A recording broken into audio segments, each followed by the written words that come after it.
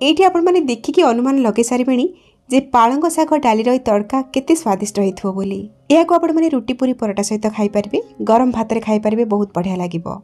घरे तैयारी करथली मसला दिया माछ भजा ता सहित गरम भात को पालंग डाली तड़का बहुत बढ़िया लगुला खाइबा पाई। जदि आपण माने केबे पालंग डाली तड़का बनी नाहांती ताले गोटे थर निश्चय बनातु, देखिबे खाइबा को बहुत बढ़िया लागिबो। छुआरु बड़ समस्ते पसंद करिवे। नमस्कार, लता ओडिया किचन रे आपण समस्तंकु अनेक अनेक स्वागत। पालंग डाली तड़का बनिया पाई एठी गोटे जगार मेजरिंग कप रे मापिकी गोटे कप बा 150 ग्राम रो नेछि मु बुट डाली, जो डाली आमे तरकारी करथाउ।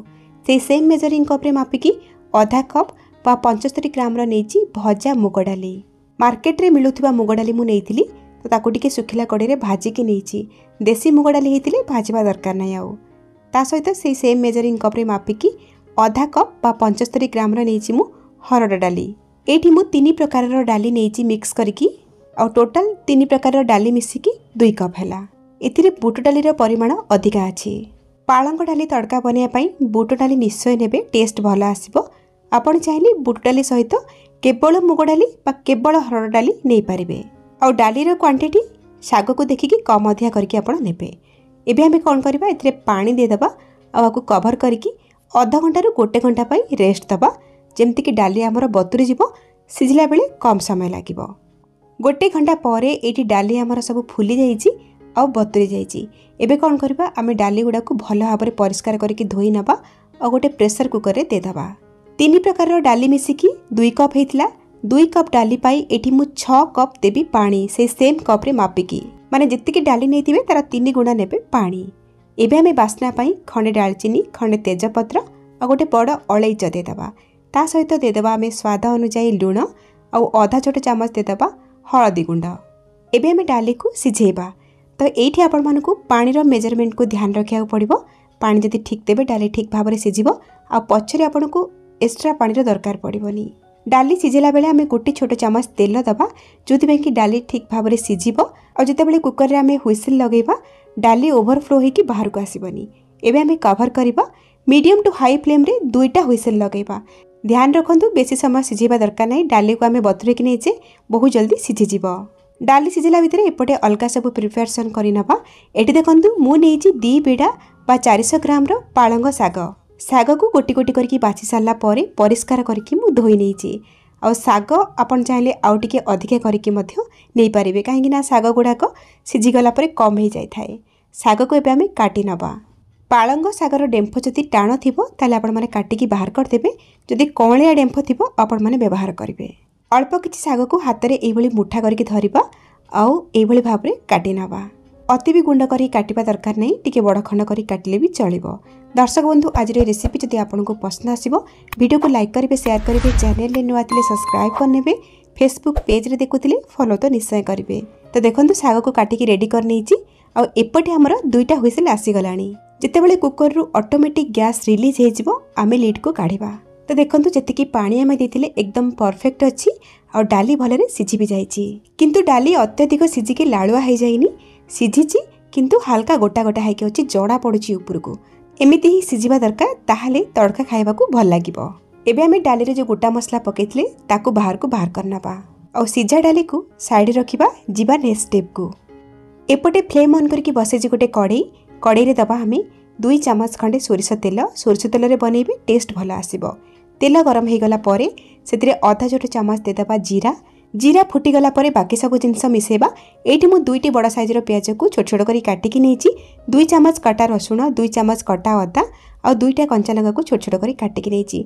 प्रथमे हमें अदा रसुण कंचा लंका को दे दबा और मीडियम फ्लेम रे एसबु किछि सेकेंड पाई भाजिबा, जेमिति कि एसबुर कंचा बास्ना पळै जिवो। एठी मु अदा रसुण को छोट छोट करी काटिकी नेछि।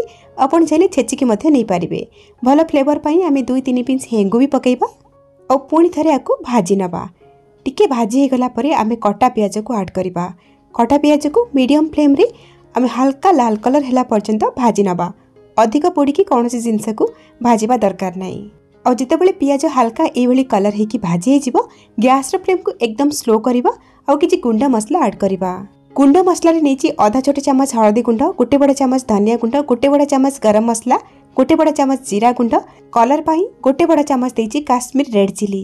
गैस फ्लेम को लो रखिकी ही गुंड मसला को पियाज सहित किसी सेकेंड भाजवा आम पोड़बेनि गुंड मसला को टिके भाजी गला आम कटा होता टमाटो दबा ये मुझे 2टा मीडियम साइज टमाटो को छोट छोट करके काटिकी नहीं गोटे थर गोले नवा आउ देदेबा स्वाद अनुजाई लुण डाली को सिझेला बेले भी लुण देचे देखिके लुण पकेबे। पालंग डाली तड़का आहुरी स्वादिष्ट आउ कलरफुल देखा ये मु 2 ରୁ 3 बड़ा चामच नहीं फ्रेश ग्रीन मटर जेहेतु शीत दिन चलती ग्रीन मटर मिलूँ से मुझे किंतु ग्रीन मटर बिल्कुल ऑप्शनल अच्छी जेहेतु ग्रीन मटर टिके सिझिबो तो मसला पकेबा मसला यदि बहलिया लगे सुखी जाऊँगी 2-3 चामच पानी देके आम मसला को कषिबा पाखापाखि 5 ରୁ 6 मिनिट पर्यंत आम मसला को कभर करके भल भाव में कषि नवा जमतीक मसलार तेल पूरा सेपरेट हो पाखापाखि 6 मिनिट पर मुझे देखा मसला कषि जाइए देखिपे ग्रीन मटर पकईचे केते कलरफुल देखा ए स्टेज रे आम ऐड करवा आमर काटी रखि पालंग शाग जेहेतु पालंग शागर पानी बाहर आम गैस फ्लेम को मीडियम टू हाई रखा आ पालंग शाग को घोड़ेबा दरकार नहीं ये गोले गोले आम भाजवा आ पालंग शाग को सिझेबा जदि आपण मैंने पालंग शाग को घोड़े भाजबे बा सिझेबे ताहले पालंग शागर कलर पूरा चेंज हो एमितिरे पालंग शाग सिझाई कम समय लगी थाए तो ये एपट सेपट करके गोले गोले आम भाजी नवा तो ये देखूँ आमर शाग भाजी गला केते कम भी होगला देखूँ शागर जो पानी बाहरी थी से पानी सुखिला पर्यंत आपण मैंने शाग को हाई फ्लेम रे भाजी नेबे शाग सिझीगला भाजी गला सिझे रखि डाली सबको देदेबा आउ गोले नवा मु नहीं 3 प्रकार डाली तो देखिपे मुग डाली आ हरड़ डाली आमर तड़का को बहलिया करिछि बुट डाली सिझी जाइछि किंतु गोटा गोटा है ऊपर को जना पड़ुछि केते कलरफुल देखा देखंतु सागर भी कलर फेड हैनी परफेक्ट अच्छी और जेतिकी मु पानी डाली सिझेला बेले देइथिली ना एकदम परफेक्ट अच्छी मते एक्स्ट्रा पानी दबा को पड़ुनी जदि आपको ए स्टेज रे तड़का बहलिया लगुछि ताले आपण माने एकदम फुटा पानी एठी ऐड करि परिबे और जेहेतु आम तड़का बनाऊे यार कन्सिस्टेन्सी ये बहलिया रहिबो किंतु अत्यधिक बहलिया करदेबेनी जेहेतु ये डाली सब अच्छी डाली ठंडा होगला बहलिया हो जाए तो मीडियम कन्सिस्टेन्सी ही रखिबे। एबे आम हाई फ्लेम करके केवल गोटे फुटा आसला पर्यंत फुटेबा फुटीगला कटा होता धनिया पत्र देकी गोले नवा गैस फ्लेम को ऑफ कर नवा शाग डाली आमर पूर्वर बहुत भल भाव में सिझी जाइए पालंग शाग को डाली रे बहुत समय सिझेबेनी ना कलर फेड हो आपड़ चाहिए आपको ये ही खाई पारे नाई तो आपको आहुरी फ्लेवरफुल टेस्टी करने आम स्पेशल टच दबा माने तड़का लगेबा से गोटे तड़का पैन रे 2 चामच तेल को धुआं भाला भाई गरम करवा से गोटे चामच जीरा दबा जीरा फुटीगला 4-5टा सुखिला लंका दबा ता सहित गोटे चामच कटा रसुण गोटे चामच कटा अदा दबा आम भल फ्लेवर पाई गोटे चामच दबा कस्तूरी मेथी एसबू को आम ए गरम तेल रे भाजी नवा एसबू टिके भाजी गला आउ टिके कलरफुल करने आम गोटे छोट चामच दबा काश्मीर रेड चिली जोटा कि बिल्कुल ऑप्शनल अच्छी सबको गोले नवा और ये गर्मा गरम तड़का को आमर पालंग डाली रे देदबा और सांगे सांगे कवर करनवा जो कि तड़कार जो बास्नाटा बाहर को न जाइकी भितर ही रहिबो तड़का को देकी फुटेबा दरकार नहीं एमती गरम रे ही घोड़ेबा आ गोटे 2 मिनिट पर आम कवर काढ़ी गोले नवा रेडी गला एठी हमर टेस्टी पालंग डाली तड़का और ये आप देखिपे पालंग डाली तड़कार कलर टेक्सचर केते परफेक्ट आसी और जेहेतु पालंग शागर सीजन चलती आपण मैंने निश्चय गोटे थर बनातु केमिति लागिला आपण अनुभूति मो सहित शेयर करंतु ताले आज पाई रोजी पुणी आसबि आ गोटे नुआ रेसिपी नहीं कि से पर्यंत रहिली नमस्कार बाय जय जगन्नाथ।